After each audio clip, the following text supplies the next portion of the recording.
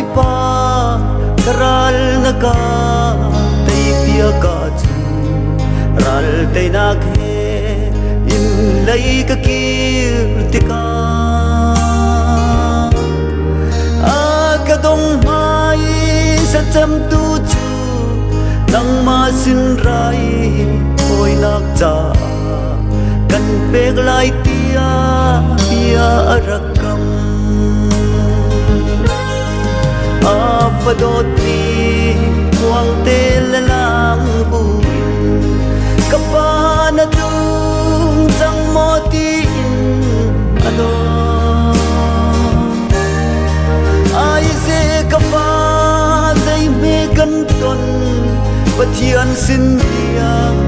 kam ka ngai tung be kam let on ni tha tung lo Fanuni kapana ngai chiala na du bang si kau se thani chung chu kazang fa kau ati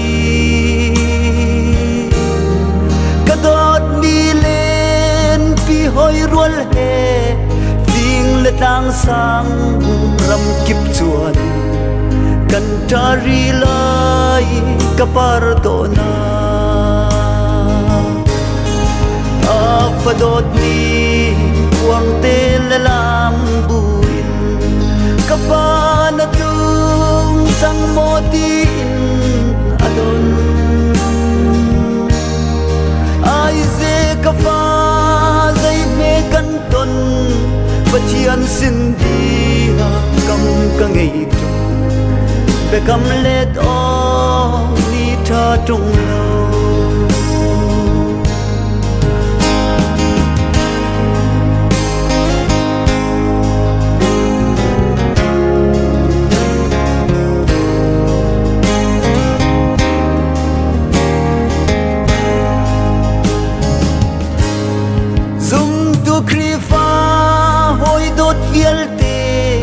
Pathian sin dia kam na ngai mo ve kam tin lo chu rok ral na kasi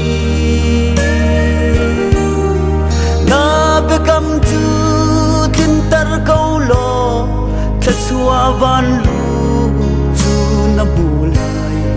ve kam let mang na si sual mo Fadot ni huang tel lam buin kapana tung sang motin adon ai se kapa zai me kan ton pathian sin dia kam ka ngai tu ve kam let o ni tha tung lo ai se kapa zai me kan ton pathian sin dia kam ka ngai tu be kam let on ni tha tung lo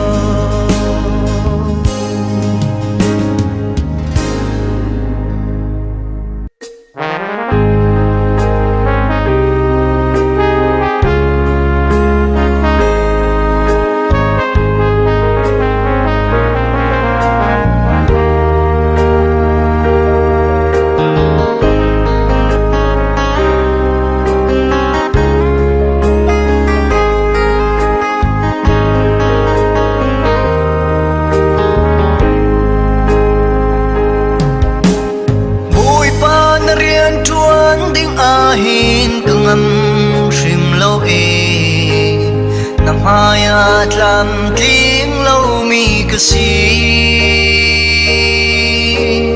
si man se lo bui pa nang matubang si achun lung lom le ral train kal kau ning kami pun le kau nau na lam dangan yal di chang ngalama an kir chan khonak na Israel mi pun ashwai tu Moses naman bang san tlai lo mi kanun hi mang câu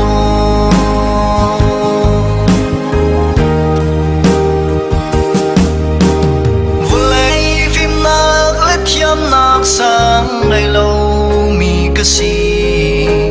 mi pi mai à cả dir ti à hi mi pi buai ter tu cái gì xua lại ti cái phang ôi ba nang ni run cái dir pi câu